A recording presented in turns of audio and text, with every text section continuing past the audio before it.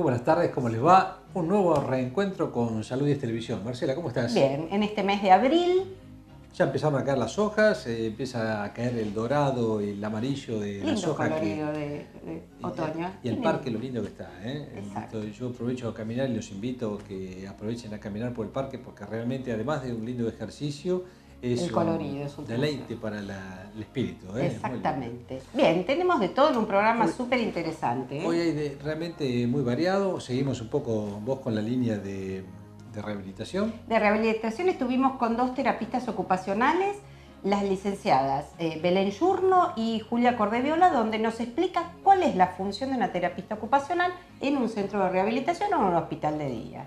Perfecto. Bueno, esto suma a todo lo que se viene hablando de rehabilitación, que es muy interesante. Hablamos con el doctor Jorge Volpe, el director de Zoonosis Rurales, por esto que apareció hace un tiempo de la rabia con los murciélagos. Bueno, él va un poco a hablar cuáles son los cuidados que debemos tener y los controles que debe haber en todo esto. Nota prometida que habíamos Sí, dicho que lo lo habíamos íbamos dicho a la hacer. otra vez. Y cambiando un poco el eje, hablamos también con el doctor Ignacio Minervini de ojo seco, por qué se produce el famoso ojo seco. Así que no se lo pierdan porque es un programa interesante. Y yo hablé de la importancia y el valor calórico del pan. Pan engorda, no Ajá. engorda, tostada, fresco, negro. Te voy a escuchar, te voy a escuchar porque me interesa. Muchas dudas hemos Muy bien. evacuado.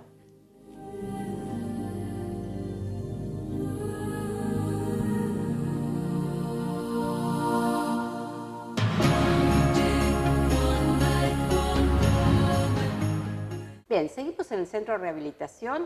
En este caso estamos con las licenciadas en terapia ocupacional, Belén Yurno y Julia Cordeviola, a quien agradecemos.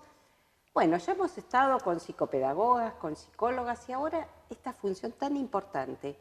¿Cuál sería realmente, qué es lo que ustedes llevarían a cabo dentro del centro de rehabilitación o del hospital de día? Contanos, Julia. Bueno, en la parte del centro de rehabilitación la idea es recibir a aquellos pacientes que por alguna discapacidad o algún accidente que tengan no puedan llevar a cabo sus actividades diarias, ya sea actividades de la vida diaria dentro del hogar como actividades fuera del hogar, laborales. Entonces la idea es trabajar mediante actividades que le sean significativas al paciente para poder recuperar aquella función perdida y en algunos casos en los que no se pueda llegar a recuperar la función, tratar de mantener las habilidades que tiene el paciente. Enseñarle o cómo manejarse. ¿Y el paciente, esta terapeuta se hace todos los días o el paciente viene, toma y tiene que seguir en la casa haciendo esta actividad? No, en realidad se trabaja, depende también la patología del paciente o la dificultad que tenga, de 3 a 4 veces por semana. La modalidad en general es en grupo, o sea, si bien es individual con cada paciente, pero se comparte el espacio con otras personas. ¿Y qué herramientas se utilizan? ¿Cuáles serían esto de la habilidad? Formar parte de que danos ejemplos como para y la la gente. idea es trabajar acá aquellas habilidades para después poder desempeñarse en las actividades de todos los días. Se trabaja la motricidad fina, los rangos, trata de mantener rangos articulares, distintas habilidades que forman aquellas tareas más complejas que después tienen que desempeñar en la casa. Muchas veces también lo que hay que hacer es adaptar el ambiente del hogar, porque ya sea porque la persona tiene otros requisitos en su casa, entonces muchas veces se trabaja con el ambiente de la persona y hacer las modificaciones necesarias para... Sí, quizás en la higiene, en el aseo o en el comer. Tal cual. Quizás en esas habilidades que realmente... Sí. Y Belén, en lo que es el centro de día, ¿cuál sería la función de ustedes? En el centro de día, bueno, van a ser patologías diferentes, en realidad van a ser también adultos, pero por ahí más con trastornos cognitivos, deterioros cognitivos.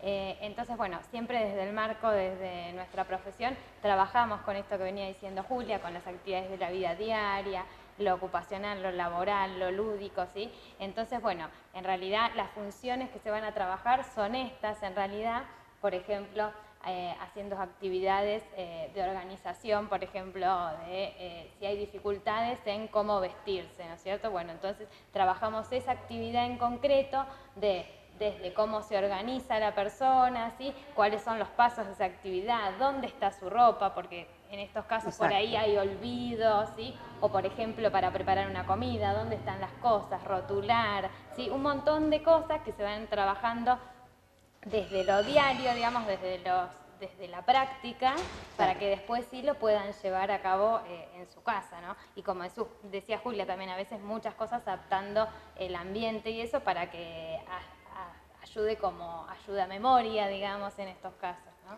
También la familia recibe parte del instructivo, ¿no? De cómo sostener o apoyar lo cotidiano. Sí, es súper importante en general el trabajo con la familia siempre porque en realidad las personas van a venir acá 2, 3 veces a la semana, pero después en general viven con la familia o son los que lo ven siempre, entonces es importante además que todos tengan el mismo tipo de conducta por ahí también, la misma manera de ayudar, porque por ahí todos quieren ayudar, pero en realidad si todos hacen algo distinto, la persona termina más confundida.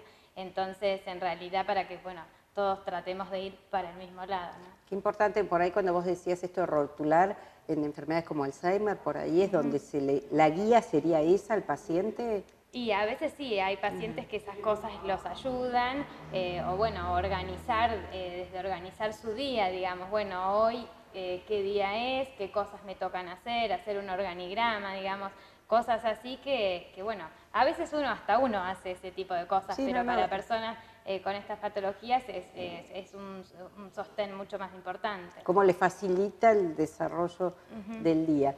Y en chicos también se va trabajar, ¿qué herramientas se utilizan? No en el centro de día, quizás en el centro de rehabilitación también chicos. Sí, también con chicos. Bueno, con los chicos la actividad principal es el juego como fin en sí mismo, el juego como herramienta de tratamiento. Entonces es otro ambiente, el ambiente acá mismo donde trabajamos con chicos, adaptado a las necesidades de ellos. Hay juguetes, hay material pensado para trabajar las dificultades de ellos. Bien, y en chicos, ¿solo en estos que tengan trastornos cognitivos o, por ejemplo, los trastornos de déficit de atención, eso también se tiene como patología para en asistir? realidad los chicos van a ser más con patologías por ahí más motoras, desde ese lado, en realidad. Puede también haber algún paciente con déficit de atención y demás, pero en general está más orientado a sostener desde este lado. Sí, y con los más chiquititos, la atención temprana, así para que puedan lograr las pautas de desarrollo, ayudar en lo que es su escolarización y demás. Que esto de importante, realmente es apasionante la función de ustedes, ¿no? Digo, a veces uno pierde noción de datos tan chiquititos y quizás en lo cotidiano un paciente, cómo pueden significarle el desarrollo de una vida normal dentro de su patología. Chicas, muchas gracias por estar con nosotros y seguimos en Salud 10.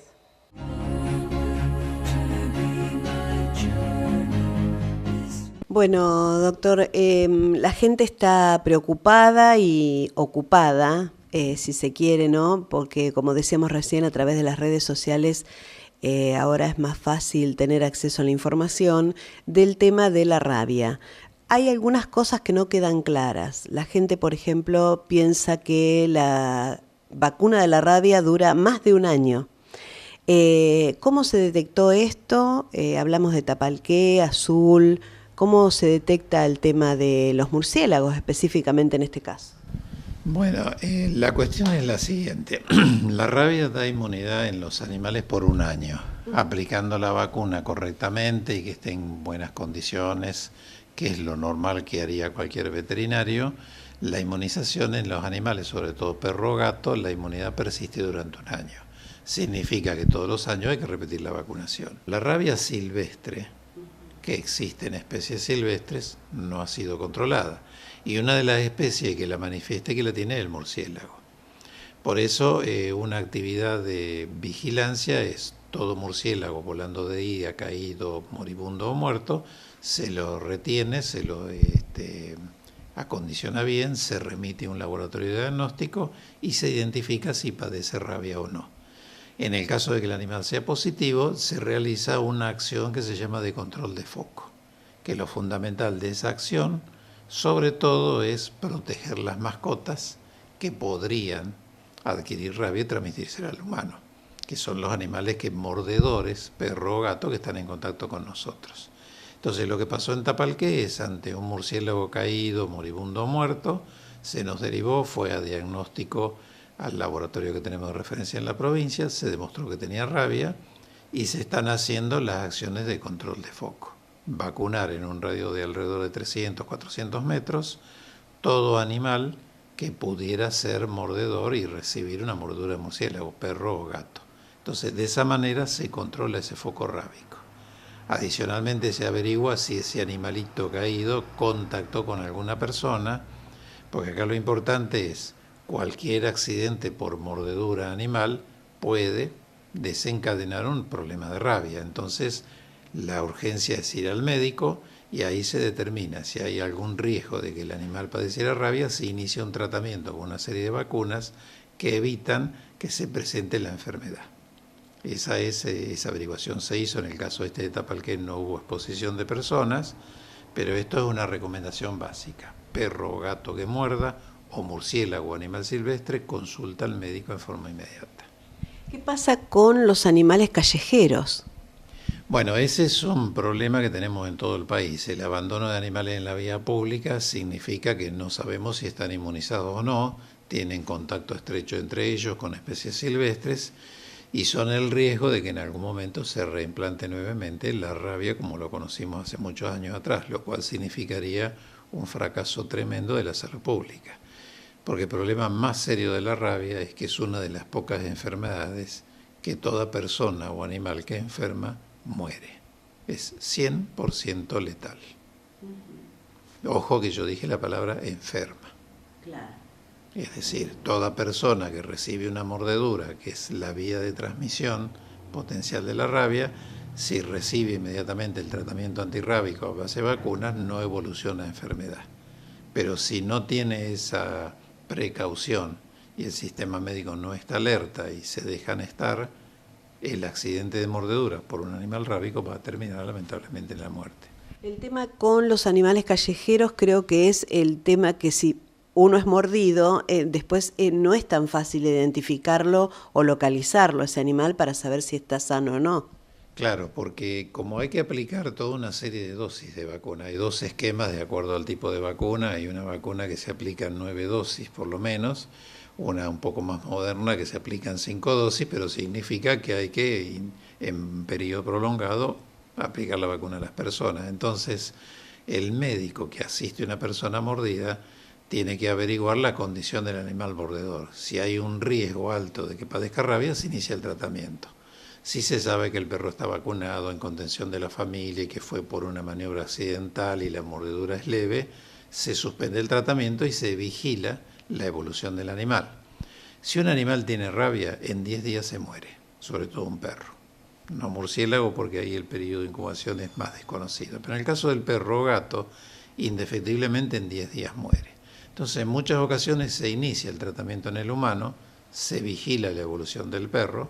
Si el perro permanece sano 10 días, no pasó nada. Ahora, si tuvo muerte, se deriva a estudio y se prolonga el tratamiento del humano. Hay una asociación entre el animal mordedor, la circunstancia y el médico más un veterinario que verifique el estado de salud del perro.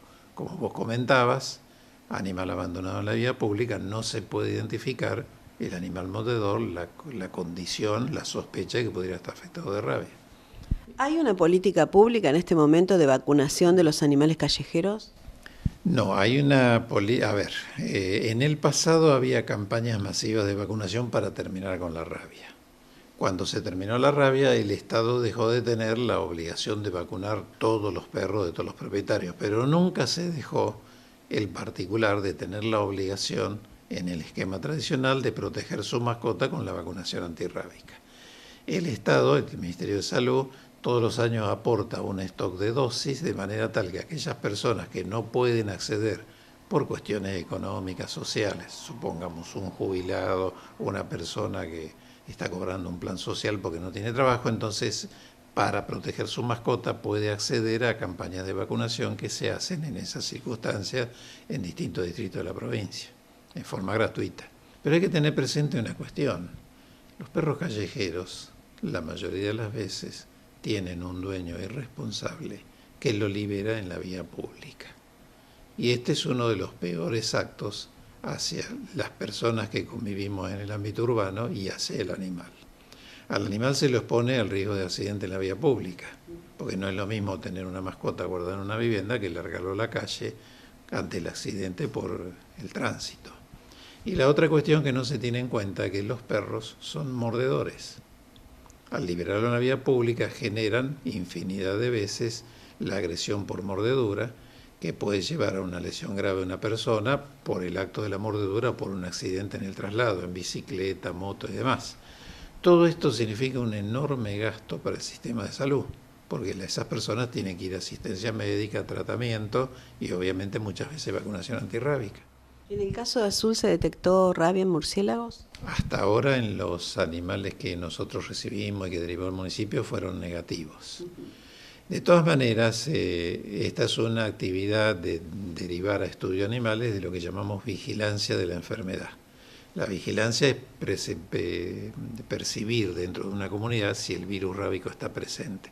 Y si lo estuviera, puede ser un murciélago, puede ser otra especie animal, hacer lo que se llama la acción de control de foco, para evitar la restauración de la rabia. Además de perros y gatos y murciélagos, ¿qué otros animales pueden tener rabia? Cualquier animal silvestre que provoque un accidente de mordedura debe ser considerado como potencial transmisor de rabia. Una persona que es mordido, supongamos, por un hurón a campo, una nutria, vizcacha, en fin, todas las especies silvestres, zorro, que pudieran morder y que no se identifique el animal, existe el riesgo de lo que se llama rabia silvestre. Entonces esa persona tiene que ir al médico, se instaura el tratamiento y eso da la tranquilidad absoluta de que no va a haber la evolución de una posible rabia, enfermedad y muerte. ¿Qué medidas debemos tomar teniendo en cuenta de que hay casos en zonas cercanas y que a veces por ahí no los vemos a los murciélagos que están caídos? ¿Qué medidas tomamos? La medida de prevención yo me remitiría a 3 concretas. Una primera, vacunar las mascotas que conviven con nosotros, perros y sobre todo gatos.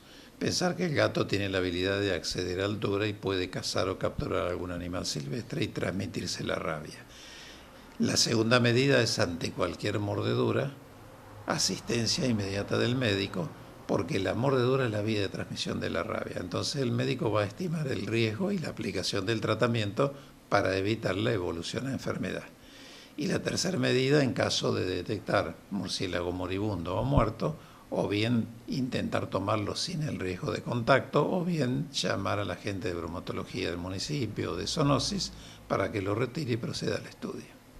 ¿Qué pasa con la materia fecal de los murciélagos que a veces se ve de día, se nota que han andado murciélagos y que quedan en los patios o en las galerías? No, la materia fecal no implica un riesgo de rabia. Lo que sí hay un riesgo en las grandes colonias de murciélagos.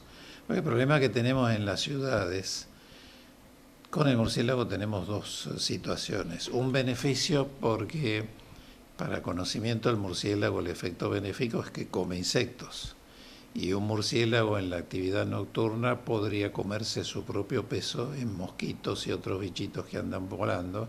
Eso genera un efecto benéfico al ser humano porque le aleja riesgo de transmisión de enfermedades, sobre todo por mosquitos. Lo lamentable es que en algunas viviendas, sobre todo de construcción vieja, que tienen resquicios, permiten el asentamiento de colonias con miles de ejemplares, sobre todo en espacios entre el techo y el cielo raso, y ahí se va a producir una acumulación de materia fecal, de orina y los animales que están colgaditos, sobre todo en horario diurno, y eso puede traer problemas por multiplicación de gérmenes, porque es materia fecal, algún tipo de parasitosis o micosis que pueden afectar al ser humano, y bueno, después la limpieza y el tratar de erradicar esa colonia trae serios problemas porque no es un trabajo sencillo. Ese es el problema, la acumulación discreta de estos animales, porque bueno, puede generar otros problemas a la salud. Doctor, muchísimas gracias y bueno, estaremos atentos a la evolución de esto que se ha viralizado en las redes sociales y que la gente por suerte tomó conciencia y está vacunando a sus mascotas, cosa que deberíamos hacer todos los años. Claro, lo importante es no actuar por el espasmo, digamos así, que genera una red social. es tener presente que la tenencia responsable de animales de compañía implica vigilar la salud de ellos como manera indirecta de proteger la salud de ellos y de las personas. Y en el caso de la rabia es la simple vacunación una vez al año. Esto va a evitar que se transformen quienes conviven con nosotros, nuestros mejores amigos, no impliquen un riesgo a la salud nuestra y de nuestra familia. Muchas gracias. No, al contrario, gracias a ustedes.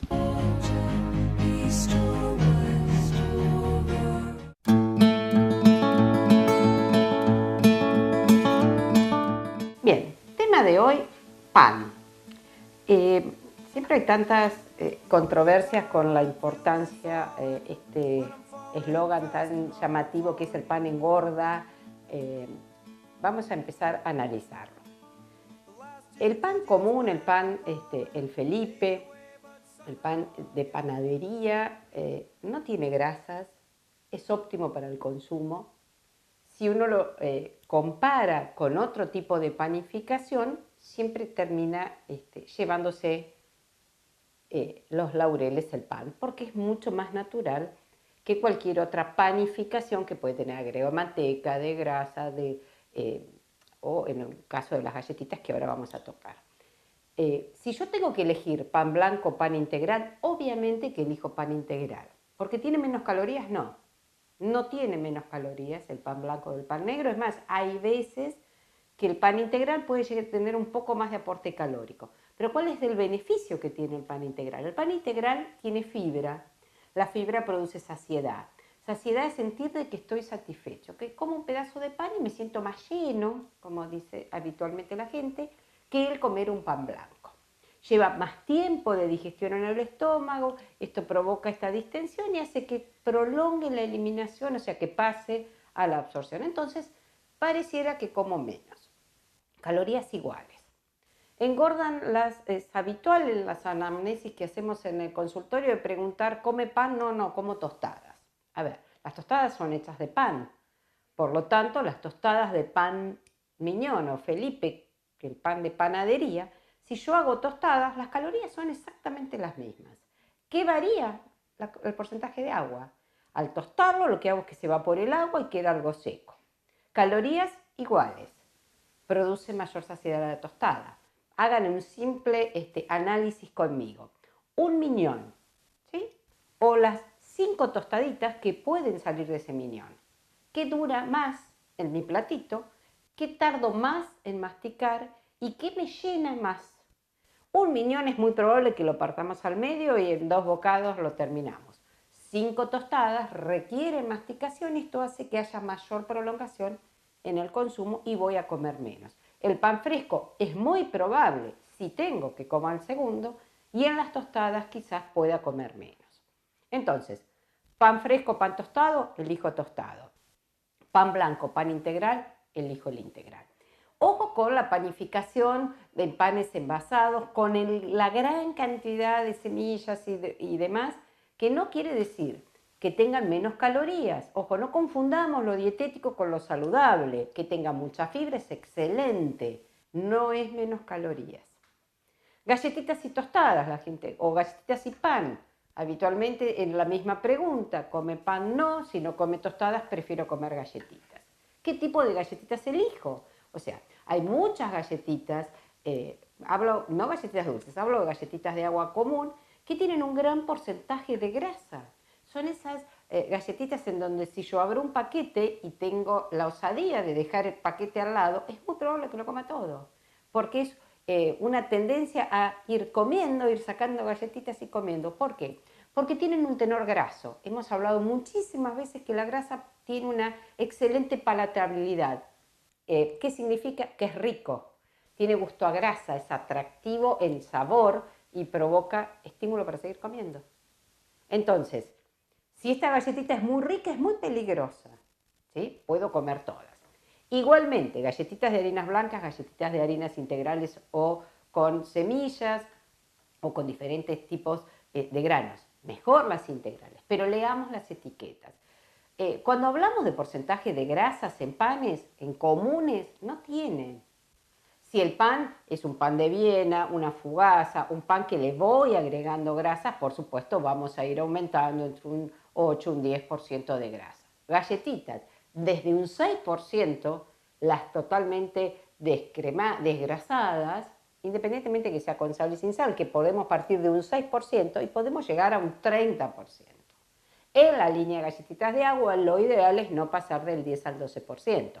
Hay galletitas integrales, las primeras galletitas integrales que aparecieron en el mercado, muy ricas, que la gente dice, no, yo como tal marca, pero son de harinas integrales. Sí, pero tiene 22% entre 18 y 22% de grasa. Entonces son súper adictivas, como 1 como 20. Y el aporte calórico es impresionante. Entonces, elijo pan negro a pan blanco, elijo tostado a pan fresco, elijo pan en base a galletitas. Las equivalencias, más o menos, estaríamos hablando de 3 a 4 galletitas en reemplazo de un mignon. Insisto, vayamos al pan mucho más natural. Ojo con las panificaciones caseras, estos panes que como tenemos la maquinita de hacer pan, le agregamos de todo, quedan exquisitos, muy sabrosos, pero súper hipercalórico. El olor a pan es atractivo, uno tiene ganas de seguir comiendo, entonces hay que mejorar el consumo. Por supuesto, como todos, lo que tenemos que hacer es controlar el volumen. Todo está permitido consumir siempre y cuando controle el volumen. ¿Qué significa? Tratemos de utilizar lo que siempre decimos, el sistema de bandeja, el sistema de plato individual, no panera, no paquete, no lata, no frasco, ¿sí? En un plato colocar la porción de que queramos consumir y de esta manera nos estamos controlando de no pasarnos, sino acordarnos cuando comimos medio kilo de pan o cuando nos comimos un paquete de galletitas. En otra oportunidad tocaremos el tema galletas de arroz, que hay a veces confusión, y las galletitas dulces y todas las que vienen con relleno. Seguimos en Salud 10. Estamos con el doctor Ignacio Minervini, vamos a hablar de su especialidad, que es la oftalmología, y de un tema que es el ojo seco. Vamos a ver de qué se trata, qué lo produce y si realmente de qué forma lo podemos tratar o evitar que se nos produzca. Nacho, gracias por estar acá con nosotros nuevamente. Gracias a vos. Bueno, ¿qué es el ojo seco? Primero, ¿no es cierto? El ojo seco es una patología que está muy en boga, muy de moda, y tiene mucho que ver con el ritmo de vida que nosotros llevamos habitualmente. O sea, utilizamos mucho nuestra visión en condiciones que no son óptimas porque, por ejemplo, utilizamos mucho el tema de las pantallas, que mucha gente consulta, mucha gente nos consulta, mucha gente dice, bueno, la pantalla, la computadora, el teléfono me está haciendo mal o le está haciendo mal, sobre todo la consulta viene también por parte de los chicos, de los padres asociados con los chicos. En realidad no es que haga mal el tema de la computadora, lo que pasa es que nos crea una forma de trabajar, una forma de fijar la vista que es muy distinta de que nosotros estábamos acostumbrados anteriormente. Está establecido que el tema de las computadoras, las pantallas, disminuye por la atención, disminuye el parpadeo. El parpadeo es un mecanismo reflejo que tenemos nosotros para que nuestros ojos se lubriquen, para que la lágrima se desparrame por la parte anterior del ojo. Entonces, el tema de las pantallas es muy importante en cuanto a la producción del ojo seco. Es una de las formas, uno de los ítems. Sí. Tenemos que tener en cuenta que los ambientes también están o calefaccionados o refrigerados con aire, la mayoría de las veces, porque es lo que más se utiliza ahora, y eso reseca los ambientes. Entonces aumenta la propensión a la sequedad ocular. Ahora, ¿por qué se produce la sequedad ocular? El ojo tiene un mecanismo de lubricación que es a través de las lágrimas y que la lágrima tiene varios componentes, un componente lipídico, o sea, grasa, hacia la parte externa que impide que la mayor parte de las lágrimas se evapore. Un componente acuoso, que es lo que realmente produce la lubricación de las lágrimas, y un componente mucinoso, mucina, que es la que constituye la capa más interna, que es para que el líquido se adhiera a la superficie del ojo, a la córnea. Y las tres ayudan a lubricar. Si esas tres capas funcionan, entonces el ojo se lubrica convenientemente. Por supuesto que interviene en esto el parpadeo, lo que decíamos recién. Las pantallas disminuyen el reflejo de parpadeo. Entonces el parpadeo es lo que desparrama, por decirlo de alguna forma, la lágrima en la superficie ocular. Al haber menos parpadeo.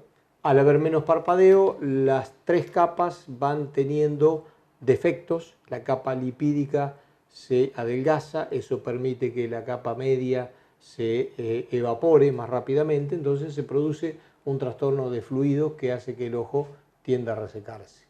Cuando el ojo se reseca habitualmente nos produce una disminución en la calidad de la visión.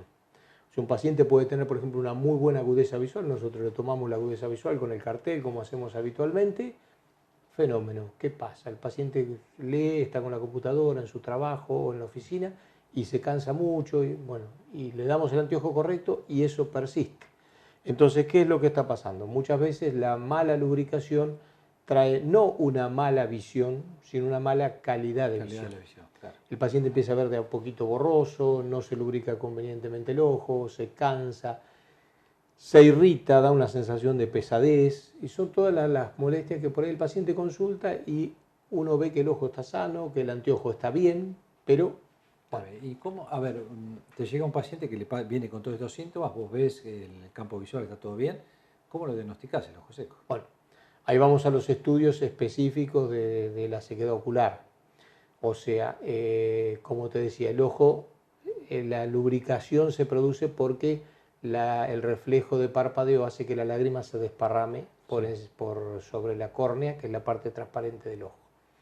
Entonces, ¿qué es lo que pasa? Cuando esa lubricación no se da o cuando se reseca rápidamente, nosotros tenemos mecanismos que utilizamos para estudiar cómo se reseca, cuál es la velocidad de secamiento que tiene esa córnea, es lo que llamamos break-up time, o sea, cuando empiezan los primeros indicios de que el ojo se está resecando en un tiempo que es más rápido que el habitual, claro. Porque el resecamiento es normal en tu ojo, en mi ojo, todos los ojos, porque es lo que estimula el parpadeo. Cuando el resecamiento es más rápido que lo habitual y el reflejo de parpadeo es menor, como decíamos recién con la pantalla, imagínate que se produce una calidad de lágrima que no es la mejor. A su vez, cuando ya hay una sequedad muy importante, el paciente puede tener el ojo rojo, puede tener ulceraciones en la córnea que se reseca, se ulcera, se lastima. Duele. Entonces duele. Entonces ya no es solamente que le molesta, sino que ya viene el paciente con dolor, dificultades cuando abre los ojos a la mañana, se siente muy dolorido, muy molesto para abrir los ojos. Son todos síntomas que nos inducen a pensar que tenemos que estudiarlo. Entonces, por distintos mecanismos nosotros estudiamos no solamente la cantidad, sino la calidad de la lágrima. De la sequedad y de la córnea, como le queda. De la córnea fundamentalmente. Bueno, ¿y tiene solución todo esto? Todo tiene solución, todo tiene solución. Sí, obviamente que cuanto más rápido es el diagnóstico... Perdóname, no te digo porque vos le decís, bueno, a ver, esté menos tiempo en la computadora, menos tiempo con el teléfono, y eso hoy en día es casi imposible. Imposible. Sobre todo los chicos, ¿no? A ver, yo he visto chicos, y esto lo he comprobado yo por verlo, chicos que están 6 horas con un teléfono. Sí. 6 horas, no es por decir, están mucho tiempo, 6 horas de reloj con un teléfono. Entonces, eso obviamente que es contraproducente. Obviamente que todas las medidas higiénicas que se puedan tomar, por ejemplo, de ventilar los ambientes, de mirar a otra distancia cuando uno está mucho con la computadora para permitir que el ojo se relaje, se lubrique, todo eso está bien. Y eso hay que hacerlo y es fundamental. Pero cuando nosotros hacemos un estudio y detectamos una mala calidad de lágrimas, tenemos que implementar un tratamiento con distintos tipos de lágrimas para cada caso en particular. O sea, vienen diferentes, porque a ver, esto que yo te digo, uno lo escucha siempre. Tengo el ojo seco, voy y me compro una gotita de lágrima y ya está. Es lo que se hace habitualmente. Sí. Es lo que se hace habitualmente. No es una cosa que sea demasiado problemática en el sentido de que va a ser una mala medicación. Sí. Pero a veces dar con la gota específica obviamente que soluciona de forma más sencilla el problema y vamos a donde está el problema. Si el problema está en la capa lipídica, utilizamos un tipo de gota. Si el problema está en la capa acuosa, utilizamos otra. Si hay algún trastorno en el borde de los párpados, porque en definitiva también hay una cuestión mecánica. Si el borde de los párpados no está sano, si hay inflamaciones previas por otras patologías, obviamente que es más difícil que la lágrima se lubrique bien el ojo. ¿Y también ocurre de noche en pacientes que no logran cerrar bien sus párpados? Cuando hay algún trastorno neurológico, específicamente esto ya, por eso hay cuestiones mecánicas de los párpados, por ejemplo, las personas más ancianas que tienen los párpados caídos, sí, que tienen una tendencia a que el párpado se cae, pueden tener una cantidad de lágrimas normal o inclusive un exceso de lágrimas, pero la lágrima le cae porque el párpado no está bien, claro, mecánicamente, pero el ojo no se lubrica bien. O sea, es como si uno tira agua para baldear un patio, pero el agua va para donde, para donde está la caída. Entonces es mucha cantidad de líquido, pero es ineficiente. Lo mismo pasa a veces en las personas, y en los casos de gente que tiene trastornos neurológicos, que no puede cerrar bien los ojos, ocurre eso seguramente. Sí. Escucho bien, o sea, la recomendación más importante acá de todo esto es tratar de no abusar de las pantallas. Las pantallas, tanto computadoras, celulares, tablets, todas esas cosas que hacen que tengamos mayor tiempo de apertura de los párpados, y eso produce una menor lubricación de la córnea y lleva a producir el ojo seco, que se debe tratar como tal porque puede producir diferencias de la calidad de la visión específicamente. Así que creo que es el consejo más importante. Sí lo podemos tomar, porque hay veces que hay gente que trabaja delante de una computadora y no puede, y bueno, necesitará lubricarse los ojos. Lo que pasa es que alguna medida, aunque sea mínima, de relajarse, de mirar a otra claro, distancia, disminuir el tema de la calefacción o el aire acondicionado, no exagerar con eso, ayuda siempre. El doctor Ignacio Menarbini, que nos habló de ojo seco. Muchas gracias, Nacho. Gracias a vos. Bien, llegamos al final de este programa. Bueno, la nota del pan, espero haber sido claro. Haber sido claro, tostadas, pan blanco, pan negro. Es el error común cuando uno hace las anamnesis, pregunta al paciente, ¿come pan? No, y después terminan apareciendo las tostadas, las galletitas, sí, esas dudas. Pero con discreción se puede comer. Todo está permitido. Está bien. Bueno, agradecemos a Silvia Galicho que nos brindó la nota con el doctor Volpe sobre rabia y el cuidado que hay que tener con el tema de los murciélagos. Sí, hicimos también la nota con las licenciadas en terapia ocupacional, Julia Cordeviola y Belén Yurno, donde esta explicación, donde estamos conociendo quiénes intervienen en la rehabilitación de un paciente con un trastorno cognitivo, un trastorno motor, la importancia de colaborar en un tratamiento multidisciplinario. Perfecto. Bueno, y el doctor Ignacio Menarbini, que nos explicó un poco por qué se debe y cuáles son las causas que provocan el ojo seco. Así que bueno, hemos abarcado varios temas. Hay temas que van a venir muy interesantes. Vamos a hablar en los próximos programas sobre algunas patologías artrósicas. Bueno, tenemos muchos temas que la gente los pide, pero bueno, no podemos con todo. Así que de a poco vamos a seguir durante todo el año. Ya llevamos cerca de los 3 años del programa de Salud 10. Y sin duda les agradecemos a ustedes que nos hayan acompañado durante todo este tiempo, ¿no? Porque uno realmente anda en la calle y dice, ay, la veo, los estoy viendo. Así que sabemos que tenemos gente. Hay alguien atrás que nos está siguiendo. Y el que no nos puede mirar en los horarios corrientes, lo pueden ver a través de la página de YouTube. Ahí buscando Salud 10 y por la fecha encuentran los programas que usted quiere, de todos los que se han emitido. Así que bueno. Bien, en 7 días nos vemos nuevamente. Gracias. Gracias.